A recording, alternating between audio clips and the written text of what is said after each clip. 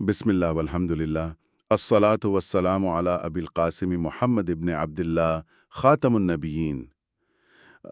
ذرا تصور کیجئے کہ ایک انتہائی طاقتور مائکروسکوپ یعنی خوردبین آپ کے سامنے رکھی ہے، جی۔ اور اس کے عدسے کے نیچے ایک ایسی مخلوق ہے جو اپنی پوری زندگی دنیا کی غلیظ ترین جگہوں پر گزارتی ہے۔ یعنی گلے سڑے پھل اور جانوروں کا فضلہ وغیرہ؟ ہاں بالکل، کوڑا کرکٹ ہی اس کا گھر ہے۔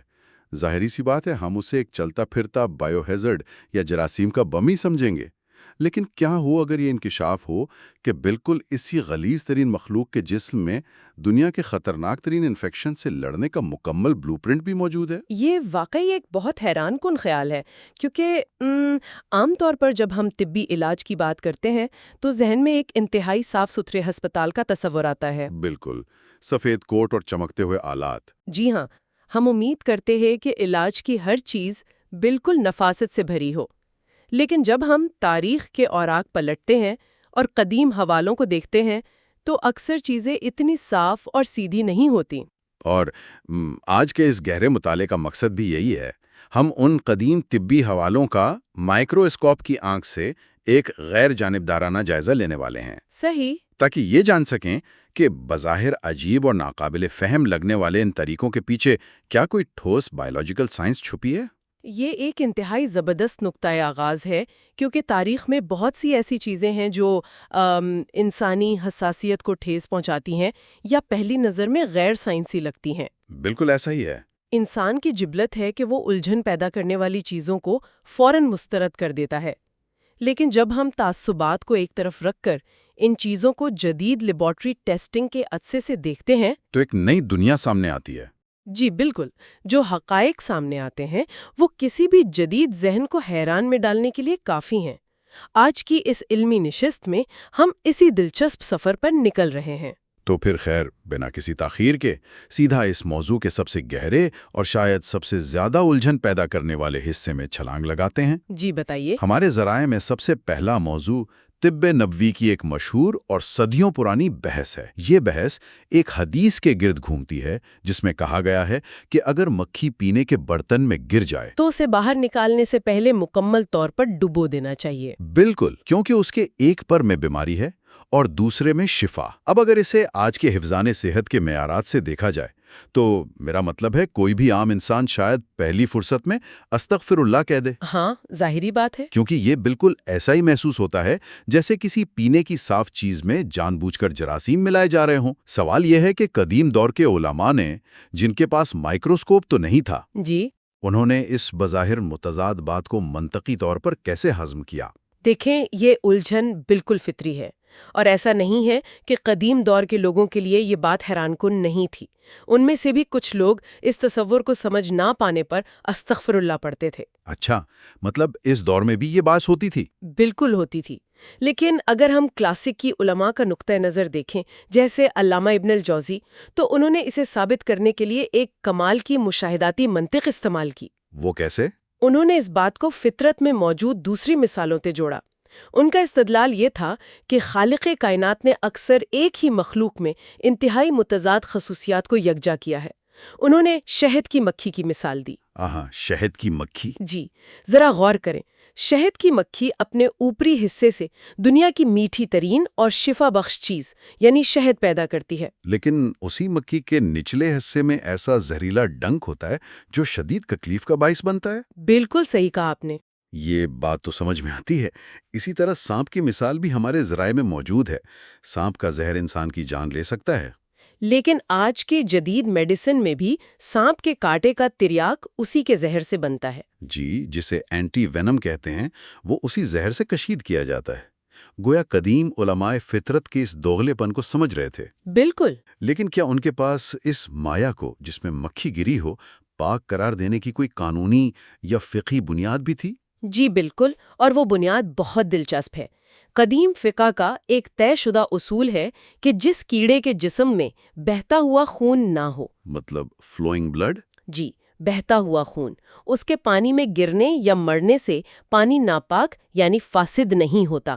ان کی منطق یہ تھی کہ چونکہ مکھی میں ایسا خون نہیں ہوتا جو سڑانڈ یا تافن پیدا کرے، تو اس لیے پانی اپنی اصل حالت میں پاک ہی رہتا ہے۔ بالکل، تو پھر اسے ڈبونے کا حکم کیوں دیا گیا؟ علماء نے یہ نتیجہ اخذ کیا کہ مکھی کے بیرونی جسم پر جو زہریلے اثرات یا جراثیم لگے ہوتے ہیں، اسے ڈبونے کا مقصد صرف ان اثرات کو مارنا ہے تاکہ پانی محفوظ ہو سکے۔ جی صرف ان کو زائل کرنا مقصد تھا۔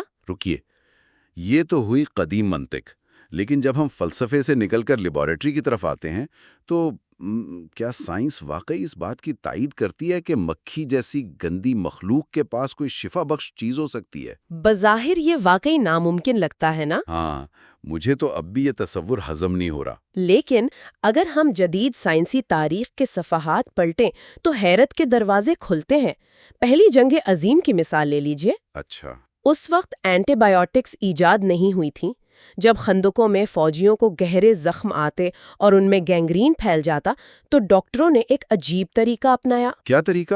انہوں نے ان زخموں پر نیلی مکھیوں کے لاروے یعنی زندہ کیڑے چھوڑنا شروع کر دیے۔ یعنی زخم کے اندر زندہ کیڑے چھوڑ دینا۔ سن کر ہی کرات سے استغفر اللہ نکلتا ہے۔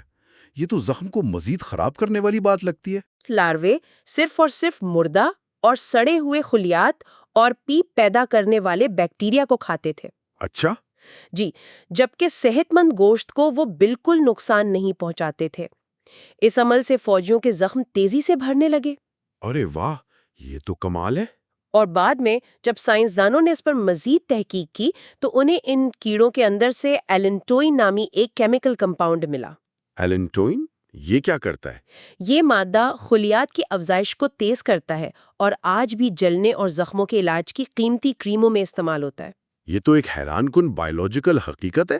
مطلب ہم جس چیز کو گندگی کی علامت سمجھ رہے تھے وہ زندگی بچانے کا کام کر رہی تھی۔ بالکل۔ لیکن ہمارے ذرائع میں آسٹریلیا کی میکیوری یونیورسٹی کی ایک محقق جوان کلارک کی ریسرچ کا بھی ذکر ہے۔ وہ تحقیق اس مکھی کے حوالے سے کیا بتاتی ہے جسے ہم روزمرہ زندگی میں دیکھتے ہیں؟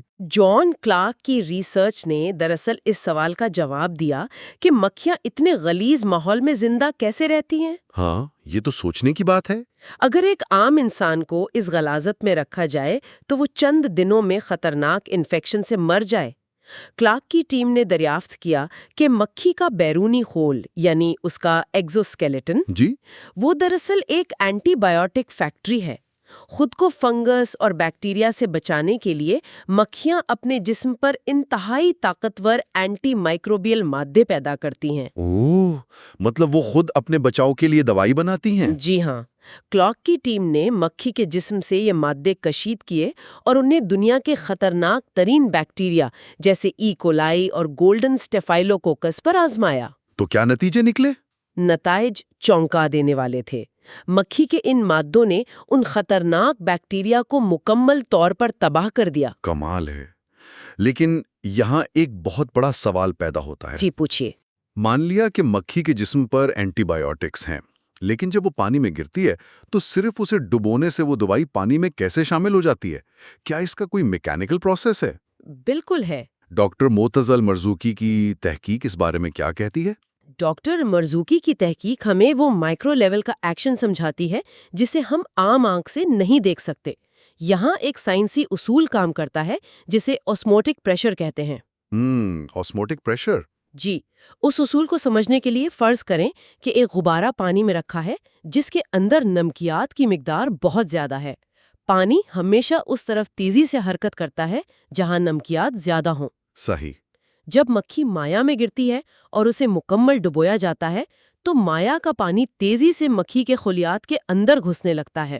یعنی خلیات کے اندر پانی بھرنے لگتا ہے، بالکل ویسے ہی جیسے پانی کی موٹر کسی غبارے میں زبردستی پانی بھر رہی ہو۔ بالکل درست تشبیہ ہے۔ جب پانی خلیات میں بھرتا ہے تو مکھی کے وہ خلیات جو اینٹی بائیوٹکس اور بیکٹیریوفیج سے بھرے ہوتے ہیں۔ بیکٹیریوفیج؟ جی ہاں، یہ دباؤ برداشت نہ کر پانے کی وجہ سے غبارے کی طرح پھٹ جاتے ہیں۔ اب یہاں لفظ بیکٹیریوفیج کو سمجھنا ضروری ہے۔ فیج کا مطلب ہے کھانے والا۔ اچھا۔ یہ ایسے وائرس ہوتے ہیں جو انسانوں کو نہیں بلکہ صرف اور صرف بیکٹیریا کو ٹارگٹ کرتے ہیں اور انہیں اندر سے کھا کر تباہ کر دیتے ہیں۔ تو جیسے ہی مکھی کے خلیات پھٹتے ہیں یہ فیج باہر آ جاتے ہیں؟ جی ہاں، یہ مایا میں ریلیز ہو جاتے ہیں اور وہاں موجود مضر جراثیموں کو ختم کر دیتے ہیں۔ ڈاکٹر المرزوقی کی ریسرچ کے مطابق مکھی کے خلیات کا صرف 1 ملی گرام حصہ 1000 لیٹر آلودہ دودھ کو جراثیم سے پاک کرنے کی صلاحیت رکھتا ہے۔ یہ سب سائنسی طور پر انتہائی مسحور کرنا ہے، لیکن ہم انسانوں کی ایک نفسیات بھی تو ہے۔ وہ کیسے؟ دیکھیں، ایک مکھی پانی یا دودھ میں گر گئی ہے، ڈبونے سے اس کے خلیات پھٹ گئے اور جراثیم مر گئے، یہ سب ٹھیک ہے، لیکن کیا اس پانی کو پینا لازمی ہے؟ نہیں۔ کیونکہ میرا تو یہ پورا عمل سن کر ہی استغفر اللہ نکل رہا ہے، اور میری طبیعت ہرگز یہ گوارا نہیں کرے گی کہ میں وہ پانی پی لوں۔ یہ ایک انتہائی اہم اور جائز نکتہ ہے، اور حوالوں کا بغور مطالعہ اس الجھن کو بھی دور کر دیتا ہے۔ ماخذ میں کہیں بھی یہ نہیں لکھا کہ اس مائع یا دودھ کو پینا فرض یا لازمی ہے۔ اچھا، یہ تو بڑی تسلی کی بات ہے۔ جی، اسے ڈبونے کی بنیادی وجہ صرف اور صرف اس کو نیوٹرلائز کرنا یا زہر کو بے اثر کرنا تھا، تاکہ وہ برتن محفوظ ہو جائے اور جراثیم باقی گھر میں نہ پھیلیں۔ صحیح، یعنی جب چیز جراثیم سے پاک ہو گئی تو اسے استعمال کرنا ہے یا پھینک دینا ہے، یہ مکمل طور پر انسان کی اپنی مرضی پر چھوڑ دیا گیا ہے؟ بالکل، اگر آپ کی طبیعت کراہت محسوس کرتی ہے تو کوئی زبردستی نہیں ہے۔ اصل ہدف صرف علاج اور بچاؤ تھا۔ اس وضاحت سے تو واقعی ایک بہت بڑا بوجھ کم ہو گیا ہے۔ تو اب ہم مکھی سے پیدا ہونے والی اس مقامی مدافعت کے تصور سے آگے بڑھتے ہیں۔ جی، اور اس نظریے کو ایک انتہائی سخت ماحول تک پھیلاتے ہیں۔ بالکل، یعنی صحرا۔ ہمارے جائزے کا اگلا حصہ صحرائی طب سے متعلق ہے۔ ہم اونٹنی کے دودھ اور پیشاب کے طبی استعمال پر بات کرنے والے ہیں۔ یہ ایک بہت اہم موضوع ہے۔ اب یہ ایک ایسی چیز ہے جو جدید دور کے انسان کے لیے مکھی سے بھی زیادہ ہضم کرنا مشکل ہے۔ کسی جانور کا فوزلات دوا کیسے ہو سکتا ہے؟ یہ تو ایسی بات ہے جس پر جدید ذہن فوراً استغفر اللہ کہے گا اور اسے ایک جاہلانہ صحرائی بقا کا طریقہ سمجھے گا۔ یہ رد عمل سمجھ میں آنے والا ہے، کیونکہ جدید دور کے انسان کے لیے تو یہ واقعی استغفر اللہ پڑھنے والا ہی مقام ہے، کم از کم جب تک وہ اس کی سائنس نہ سمجھ لے۔ بالکل، جدید میڈیسن ہمیں یہی بتاتی ہے نا کہ گردے جسم کے زہریلے مادوں کو باہر نکالتے ہیں۔ جی، لیکن اگر ہم تاریخی اور طبی حوالوں کا گہرائی سے مطالعہ کریں تو کہانی بہت مختلف نظر آتی ہے۔ ہمارے ذرائع میں ارینا قبیلے کا ایک مشہور واقعہ موجود ہے۔ ارینا قبیلے کا واقعہ؟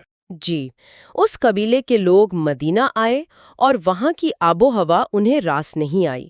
وہ ایک شدید بیماری کا شکار ہو گئے جسے طب قدیم نے استسقاء اور جدید میڈیسن میں ڈراپسی یا ایڈیما کہا جاتا ہے۔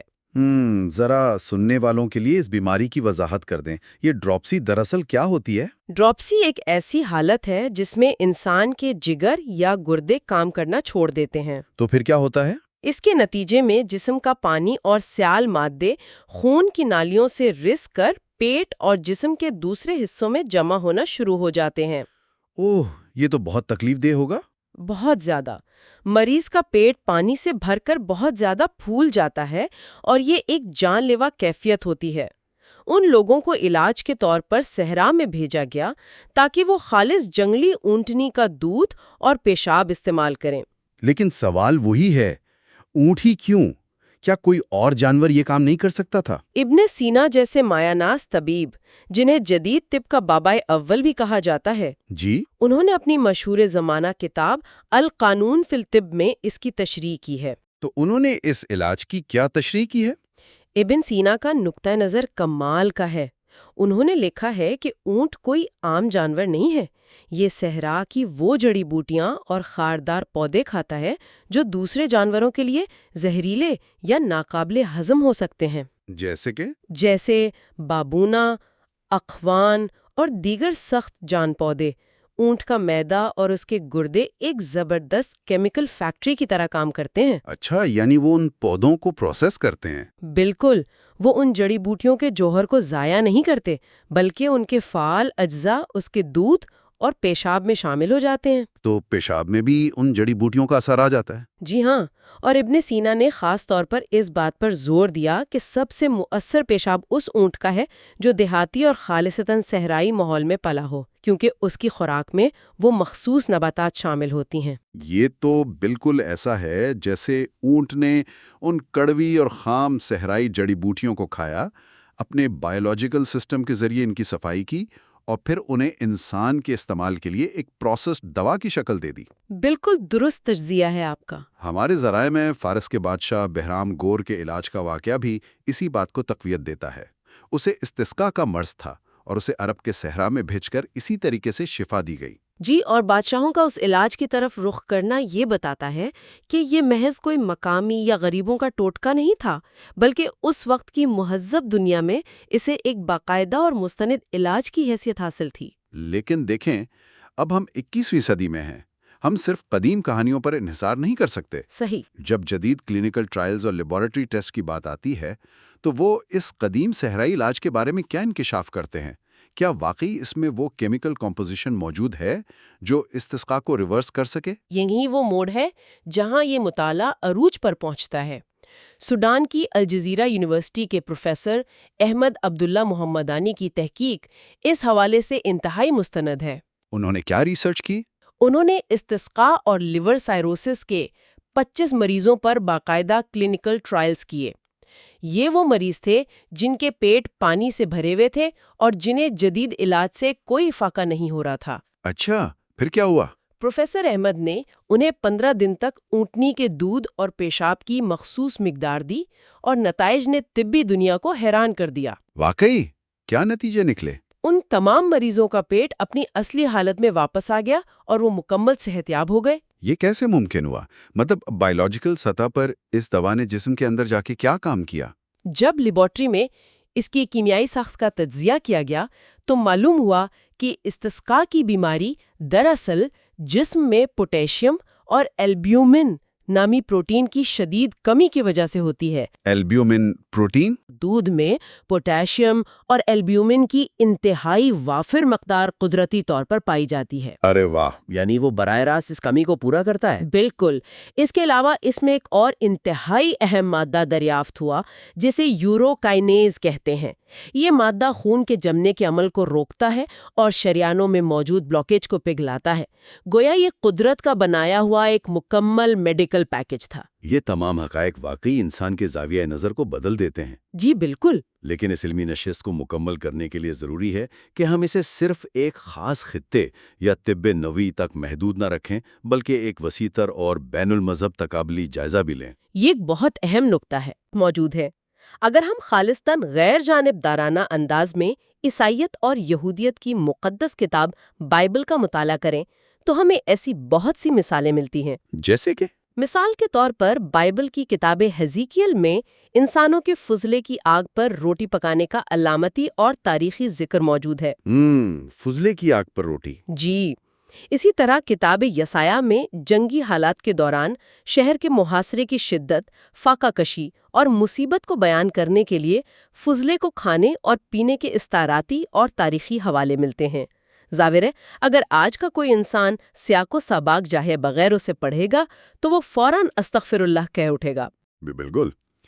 تو یعنی مسئلہ ان حوالوں کا نہیں ہے، بلکہ مسئلہ ہماری اس جدید اینک کا ہے جسے پہن کر ہم ہزاروں سال پرانی تاریخ کو پرکھنے کی کوشش کرتے ہیں۔ صحیح بات ہے۔ تو بجائے اس کے کہ ہم فوراً اسے رد کر دیں، ہمیں یہ دیکھنا چاہیے کہ اس دور کا جغرافیہ، اس دور کے بقا کے اصول اور سب سے بڑھ کر ان حوالوں کے پیچھے چھپی سائنسی اور علامتی حقیقت کیا تھی۔ بالکل یہی بات ہے۔ قدیم صحائف اور تاریخی حوالوں کو ان کے اپنے مخصوص ماحول، زبان اور منطق کی روشنی میں سمجھنا ضروری ہے۔ جی۔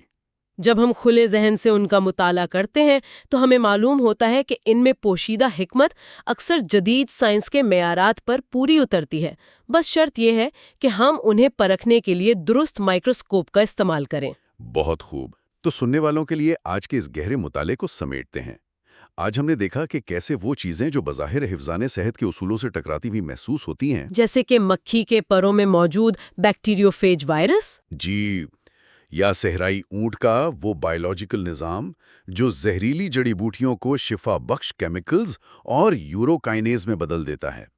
جب ان چیزوں کو جدید ریسرچ کی کسوٹی پر پرکھا جاتا ہے تو ایک بالکل نئی دنیا واہ ہوتی ہے۔ اور یہ ہمیں سکھاتا ہے کہ علم کا سفر کبھی ختم نہیں ہوتا، اور یہ بھی کہ قدرت نے شفا کے راز اکثر ان جگہوں پر چھپا رکھے ہیں جہاں انسانی آنکھ دیکھنا بھی پسند نہیں کرتی۔ بالکل صحیح۔